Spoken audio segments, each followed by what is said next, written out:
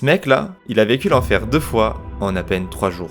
L'histoire que je vais te raconter est dure à croire, mais ce gars-là, Tsutomu Yamaguchi, il a survécu à 2 bombes atomiques. On est le 6 août 1945 et c'est le dernier jour de sa mission de 3 mois au chantier naval d'Hiroshima, là où il travaille. Le lendemain, il est censé prendre le train pour rentrer chez lui et peut retrouver sa femme et son fils. Mais un certain Little Boy va complètement bouleverser ses plans. Et si tu sais pas qui c'est Little Boy, je te montre une photo de lui, ou plutôt d'elle. En fait, c'est le nom que les Américains ont donné à la première bombe atomique, celle qui a explosé sur la ville d'Hiroshima le 6 août 1945. 140 000 personnes décéderont ce jour-là, mais pas Tsutomu. Alors il s'en sort pas indemne et a des séquelles, mais il est toujours vivant. Il passe sa nuit dans un abri de fortune et le lendemain, il prend quand même son train pour rentrer chez lui, à Nagasaki. Et oui, si t'as bien suivi tes cours d'histoire, c'est bien là qu'une deuxième bombe a explosé le 9 août 1945, 3 jours après la première. Cette bombe-là fera 70 000 victimes, mais Tsutomu et sa famille sortiront vivants.